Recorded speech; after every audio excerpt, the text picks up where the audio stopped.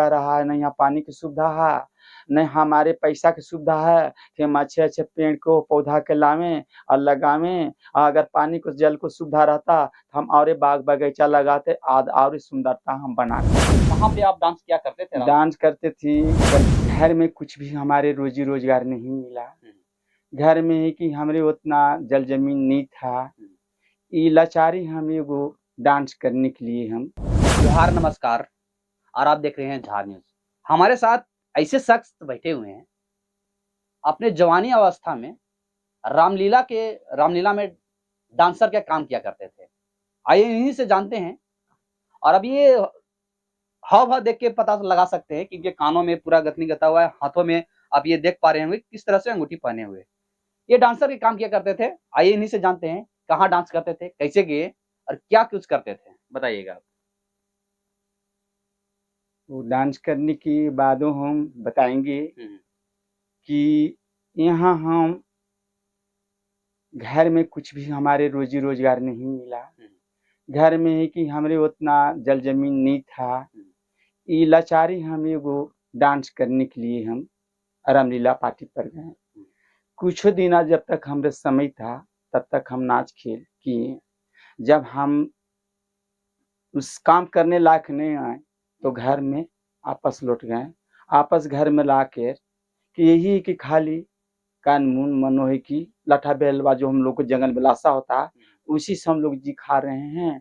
और जल जमीन उतना है ही नहीं है कि कहाँ पर हम लोग जोते, कहाँ पर हम लोग कोड़े। काठा कुटी है, पखरेला जमीन है, उससे पैदा परापत कुछ भी नहीं होता है। कहाँ पे आप डांस किया करते थे? डांस करते थी ग्राम पलामू तरहसी थाना, उस गांव के नाम था सौती पकरी। उसी को साथ हम रहते थे। हमारे समाज अभी रहते थे रामलीला भागलपुर के बबन पांडे। उस मंच का क्या नाम था बबन पांडे जो महान था। नहीं, वो हम ये कहना चाह रहे हैं कि उस मंच का जो जिस नाटक थी से आप डांस करते थे, उस एक संस्था का नाम होता है, उसका क्या नाम था? संस्था को? हाँ, उसको रामलीला। हम डांस करते थे, कभी हम राधा को पाठ लेते थे, कभी हम सीता को पाठ लेते थे। वो सब तो भूल गए, लेकिन हल्का फुल्का गीत गाना अभी है। अभी तब कहीं कहीं प्रोग्राम देते हैं। जो घर में काम धंधा भी कुछ नहीं है, न यहाँ प्लांट है, न कोई कारखाना है, न डैम है, न आ रहा है, कोई रोजी रोजगार नहीं। हमारे भारत सरकार यहाँ नहीं भेज रहे हैं, नहीं देने वाले हैं। आज तक हम मजबूर हैं। ये बताइए कि आप बोले कि हम कुछ गीत गाते थे, कैसा गीत गाते थे? आप थोड़ा गा के बताइएगा। वो गीत गाते थे, पहला धार्मिक गाते थे। नहीं, गा के आप बताइए ना, जो भी गीत गाते थे वो बताइएगा। थोड़ा बताना है। गीत हम यही गाते थे।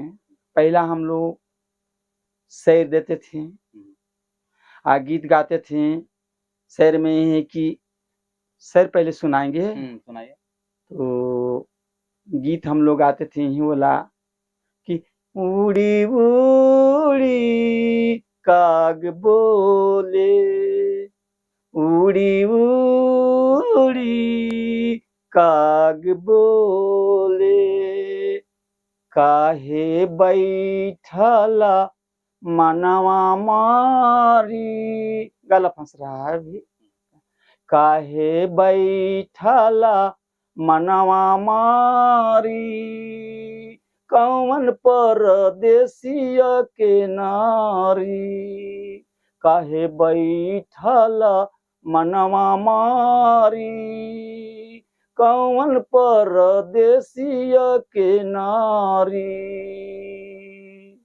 उड़ी उड़ी काग बोले, माता पिता ले बढ़ के जनाना, माता पिता ले बढ़ के जनाना।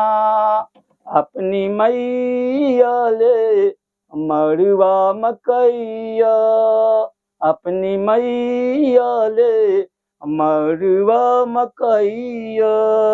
अपनी बीबी ला बर्फी मंगाना, अपनी बीबी ला बर्फी मंगाना, अपनी मैया ले टूटली चटैया, अपनी मैया ले टूटले चटैया, अपनी बीबी ला तो सकर जइया, माता पिता ले बैठ के जनाना। यही गीत गाते थे। यही माता की, और ना जाने क्या क्या डांस के प्रोग्राम करते थे, तो उस सभी छोड़ के आप इस वीरान पड़े एक सुदूरवर्ती क्षेत्र में आके रहे हैं, या यही आपका जन्मभूमि भी है, तो अब ये क्या मन लगता है इस क्षेत्र में? अब नहीं, इस जगह में तो मन नहीं लगता है। नहीं यहाँ खाने को सुविधा है कोई चीज, ना पानी पीने के है कोई चीज, नहीं कहीं आने जाने का हम लोग के सुख सुविधा है। हम लोग मरीज पेशेंट हो जाते हैं तो बहुत है कि हम लोग के यहाँ डॉक्टर आने से बावजूद बहुत दूर रहते हैं, घर में मंगाव करता है कि यहाँ लेके आइए। हम है कि गाँव घूमते रहते हैं कि भैया गोट पड़ते चलते हैं कि चला होता नहीं हमारे के ले जाए। गाँव वाला बोलता है कि कैसे ले जाए, ना हम लोग भी गाड़ी न घोड़ा है, तो हम लोग खटिया मच्चिया में डोरा रस्सी बांध के डोली कहार करते भर में आधे रास्ते हमारे परसेंट हम वाले मरीज को दुखित को दम टूट जाता है। आजादी के हाँ 75 वर्ष बाद होने के बाद भी ये गाँव में ये गाँव में ये दशा है। अभी तक एक हमारे उम्र नहीं है कमाने को, जब तक रहे नाचने खेलने के उस समय हमारे सब बच्चे लोग सब लोग पूछा जब तक हम नाचने गाने लायक हैं। आज नाचने गाने से हम कमजोर हो गए, बुढ़ापा हो गए, अभी कुछ नहीं, न मंजूरी करने लायक हैं, न कोली चलाने लायक हैं, नहीं अभी हम कुछ काम करने लायक नहीं है। ये कलाकार की एक दर्द है, एक कलाकार को दर्द है, लेकिन वो भी हम कलाकार बन के नहीं बैठे। अभी हमारे कलाकार के कोई भी नहीं पूछता है, के पूछेगा हम कलाकार को लायक नहीं है, बुढ़ापा हो गए। अच्छा ठीक है, खत्म। ये सब बातें तो है, मगर आप ये इन सब बातों के अलावा आप जिस जगह रह रहे हैं अभी, यहाँ पूरा जगह को आप सजा के रखे हैं, एक तरह से प्राकृतिक सौंदर्य जो है वो चीज आपको दिख रहा है यहाँ पे, इसका कैसे आइडिया लगा कि ये सब हमको करना चाहिए?